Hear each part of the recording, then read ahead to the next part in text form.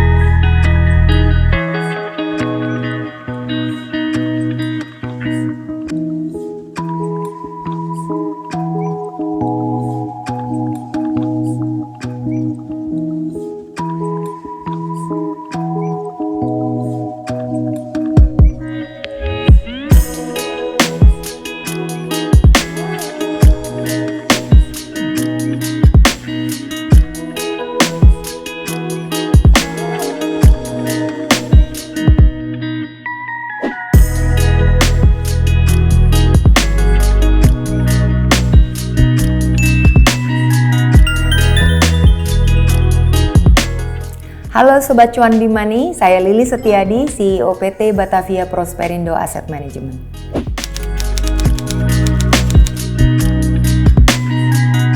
Jadi Batavia Prosperindo Asset Management itu merupakan perusahaan pengelola dana atau manajer investasi. Jadi apa sih manajer investasi atau pengelola dana itu? Izin usahanya ataupun lisensinya didapatkan dari Otoritas Jasa Keuangan atau OJK yang merupakan regulator kami. Nah, manajer investasi itu merupakan bagian dari industri keuangan, tapi khususnya lebih ke pasar modal. Nah, di bawah lisensi manajer investasi, perusahaan seperti kami dapat menggalang dana masyarakat dan mengelola uang tersebut dalam berbagai instrumen keuangan. Dalam bentuk produk seperti apa? Reksadana salah satunya.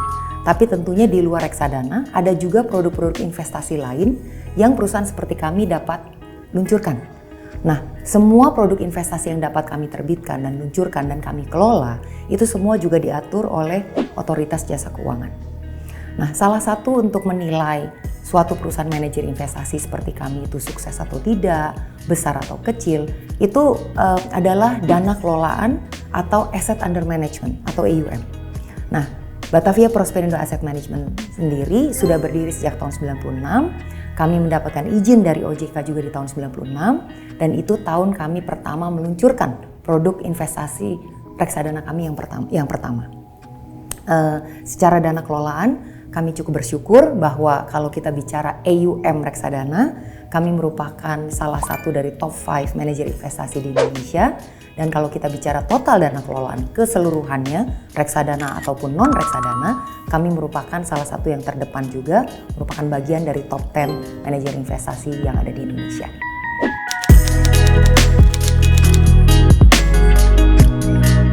Ada sell side, ada buy side. Apa sih artinya? Nah, yang biasa dipanggil sell side ini adalah perusahaan-perusahaan yang menjual instrumen investasi atau efek. Nah, contohnya perusahaan sekuritas, broker, ya mungkin Sobat Cuan Bimani banyak kenal broker, atau investment banker. Nah, kalau kita bicara buy side, ini adalah institusi-institusi yang membeli instrumen investasi atau efek tersebut dari sell side. Nah, yang termasuk dalam kategori buy side, contohnya dana pensiun, hedge funds, manajer investasi seperti kami.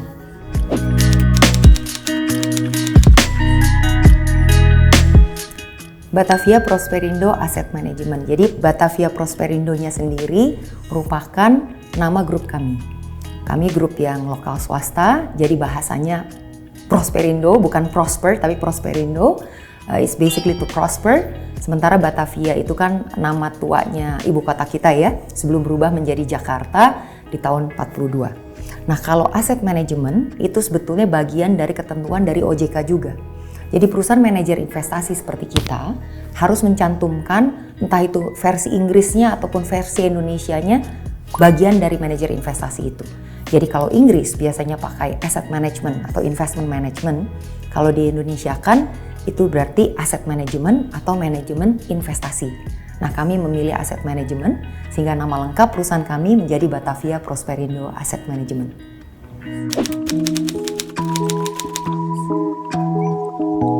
Jadi ini bukan milestone secara pencapaian angka atau target bisnis tertentu ya, tapi menurut kami ini sangat mengesankan dan juga memberikan kedamaian.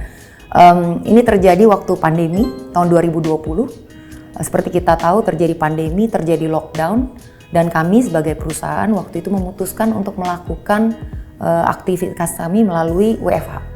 Waktu itu kita melakukan WFH 100% dan kita bukan melakukannya hanya untuk 3-6 bulan, tapi kita melakukannya hampir selama 2,5 tahun.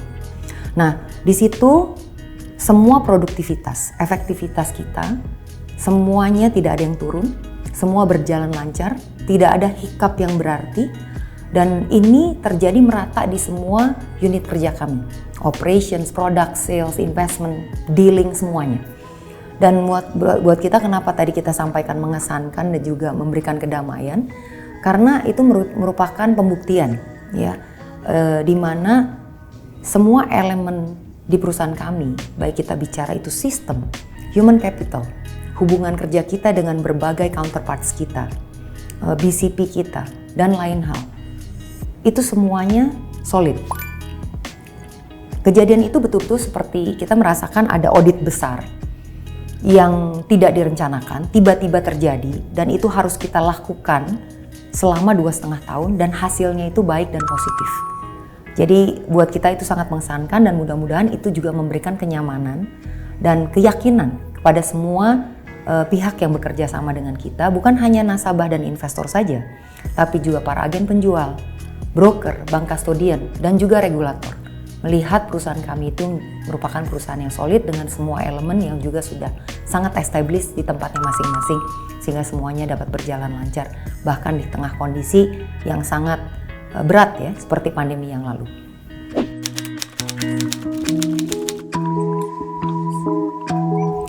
Sebetulnya nggak ada resep ataupun rahasia khusus ya, tapi kami hanya melakukan secara kontinu dan konsisten apa yang sudah dimandatkan ke kami secara optimal. Yaitu apa? Memberikan solusi investasi yang optimal, yang terbaik untuk para nasabah kita, para investor kita, dan terbaik di sini artinya bukan hanya return yang tinggi, tapi investasi yang paling cocok, paling mengena, paling sesuai dengan berbagai investor kita yang datang dari latar belakang yang berbeda dan memiliki tujuan investasi dan keinginan pencapaian yang sangat berbeda satu dengan lainnya. Dan bagaimana kita melakukan itu? Ya otomatis dengan kita terus memperhatikan juga kondisi perekonomian, kondisi pasar, tren, perubahan peraturan yang berjalan, sehingga kita bisa betul-betul menilai berbagai resiko dan juga opportunity untuk para nasabah kita. Kemampuan kita untuk menganalisa berbagai hal tersebut, baik itu dari sisi profil dan kebutuhan risiko dari investor kita, dan dinamika dari peraturan, dari kondisi perekonomian dan sebagainya, akan tumbuh juga kemampuan untuk berinovasi produk-produk ke depannya yang akan lebih baik untuk para nasabah kita. Nah, skill set apa yang dibutuhkan untuk mengelola semua itu dengan baik? Selain skill set yang mapan, yang mumpuni, juga dibutuhkan tingkat disiplin dan prudence yang tinggi. Dan juga kemampuan untuk berinovasi tentunya. Tapi yang paling penting dari semuanya adalah integritas dan juga etika ketika melakukan berbagai aktivitas dan juga berkinerja di bawah mandat yang diberikan kepada kami.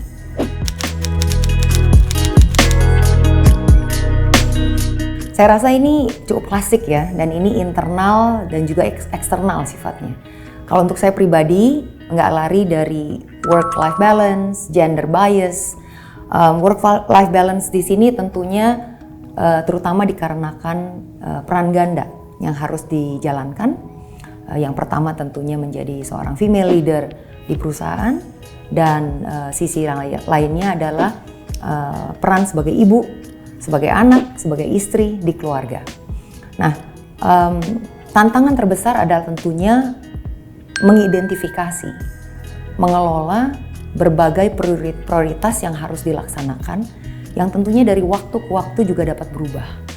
dan juga kemampuan untuk mendelegasikan kepada orang-orang yang tepat untuk memastikan bahwa berbagai prioritas tersebut dapat terlaksana dengan baik dengan cara yang sangat organized. Kalau gender bias yang saya maksud, kendalanya biasanya itu tidak lari dari unconscious bias dari kita sendiri, gender traits, dan juga cultural bias. Contoh dari cultural bias, selama meniti karir tentu kita banyak bertemu dengan kolega wanita ataupun kolega pria. Nah, kalau ada seorang kolega pria yang mungkin agresif, ambisinya besar, itu dinilainya positif karena dinilai dia bermotivasi tinggi dan fokusnya jelas, tujuannya jelas mau ngapain dan dia sangat fokus untuk mencapai itu. Tapi kalau hal yang serupa terjadi di misalnya kolega wanita termasuk saya, ini dinilainya wanita agak menyeramkan gitu ya dan kayaknya jadi kurang elegan. Nah, itu contoh dari culture bias yang kerap terjadi ketika saya menjalani karir saya sampai hari ini. Nah, bagaimana saya mencoba mengatasinya? Kembali tidak ada rahasia khusus buat saya, selalu yang terbaik adalah mencoba menjadi diri kita sendiri, apa adanya. Saya tidak pernah menutup-nutupi, saya selalu transparan dengan apa yang saya mampu, apa yang saya kurang mampu, di mana saya membutuhkan bantuan orang lain, dan saya komunikasikan hal tersebut dengan seterbuka-terbukanya kepada pihak-pihak terutama yang paling relevan, baik itu di rumah, di keluarga ya, maupun di kantor.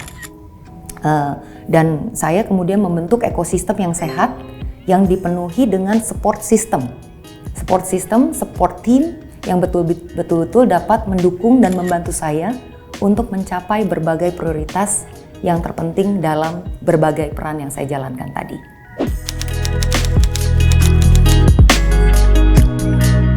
Setiap volatilitas itu mempunyai trigger kan ya, ada penyebabnya dan penyebabnya itu berbeda dari satu volatilitas ke volatilitas yang lain. Dan setiap volatilitas itu mempunyai rentang waktu. Nah, karena setiap volatilitas penyebab dan rentang waktunya berbeda, dia akan mempunyai dampak yang berbeda juga untuk berbagai instrumen dan produk investasi. Nah, kalau kita bicara reksadana, ini kan hanya packaging produk investasinya. Yang terpenting adalah isinya. Makanya varian reksadana macam-macam, tergantung isinya. Ada yang reksadana pasar uang, pendapatan tetap, saham, dan sebagainya. Jadi, tergantung volatilitasnya ini penyebabnya dan rentang waktunya seperti apa, pasti akan tetap ada opportunity untuk minimal satu jenis reksadana.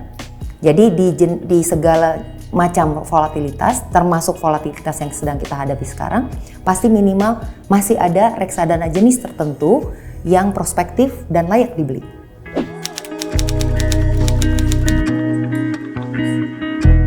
Oke, kita tahu di tengah-tengah kondisi perekonomian global sekarang itu beberapa hal banyak dibahas ya. Banyak perang, jadi geopolitical risk tinggi, kemudian China's economy slowing down. Tapi terutama yang menjadi fokus adalah Amerika, di mana di tengah-tengah inflasi mereka yang sudah semakin manageable dan perekonomian yang slowing down, kelihatannya suku bunga Fed ini akan dipangkas. Nah, kalau kita bicara suku bunga Fed diturunkan, ini akan membuka ruang untuk Bank Indonesia juga menurunkan suku bunga acuan kita. Dan mata uang US dollar akan melemah terhadap berbagai mata uang berbagai negara termasuk rupiah. Dan kalau kita bicara suku bunga dipangkas, kemudian mata uang kita akan menguat, tentunya dua hal ini merupakan hal yang sangat positif dan dapat menjadi katalis untuk pasar modal kita. Baik kita bicara ini obligasi maupun saham. Kita percaya sampai akhir 2024 dan sedikit memanjang ke depannya, kedua instrumen tadi, obligasi dan saham, akan mempunyai potensi yang baik, kondusif, dan juga potensi returnnya akan positif untuk Sobat Cuan Bimani. Nah, kalau bicara reksadananya, pilihannya kira-kira apa nih kalau dari Batavia yang tersedia di platform Bimani? Ada beberapa yang mempunyai opportunity lebih strategis di tengah kondisi perekonomian sekarang. Mungkin yang pertama adalah Batavia Dana Obligasi Ultima. Ini merupakan reksadana pendapatan tetap kita.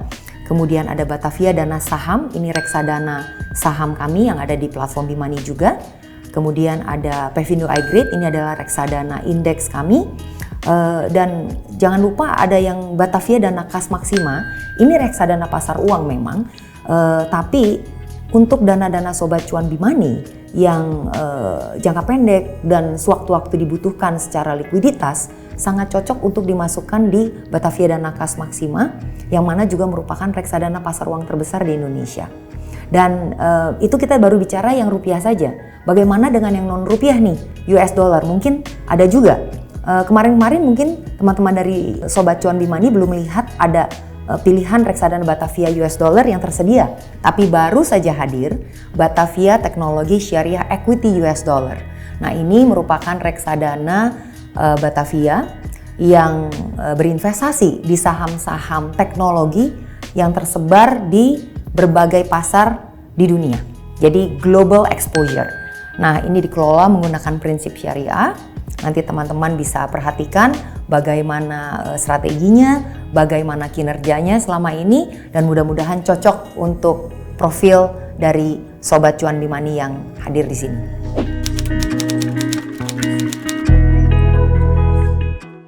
Wah, itu sih nggak usah ditanya karena jawabannya sebetulnya sudah jelas ya. Pertama kita lihat Bimani merupakan startup wealth tech yang menurut kami strategis positioningnya. Kita lihat dari foundernya dan manajemennya, syarat dengan pengalaman dan knowledge di bidang investasi dan juga pasar modal. Kemudian Bimani sendiri merupakan bagian dari ekosistem yang kuat, luas, karena dimiliki oleh grup yang sangat besar juga.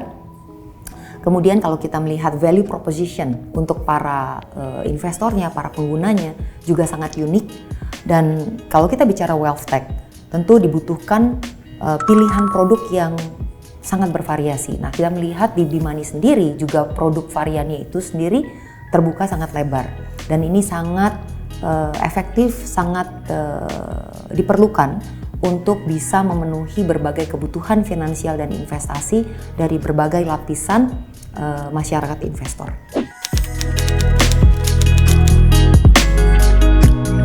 Nah, ini tips-tipsnya berkesan membosankan, tapi tetap saya harus sampaikan, saya harus ulang, dan semoga Sobat Cuan Bimani dapat betul-betul menerapkannya dalam kesehari-harian mengelola portofolio investasinya, terutama ini kita bicara reksadana ya. Yang pertama adalah kenali dan pahami profil resiko dari Anda masing-masing, tujuan investasi yang ingin dicapai, dan tentunya jangka waktu investasi Anda. Nah, yang kedua, kalau kita bicara reksadana, sebelum berinvestasi, betul-betul kenali dan pahami reksadana yang akan diinvestasikan. Apakah betul reksadananya ini resmi, terdaftar di bawah OJK? Kemudian reksadananya ini jenis apa? Isinya dan strateginya seperti apa? Dan siapa pengelolanya? Manajer investasinya sudah berapa lama berdiri? Pengalamannya seperti apa? Dana kelolaannya sebesar apa? Dan sebagainya.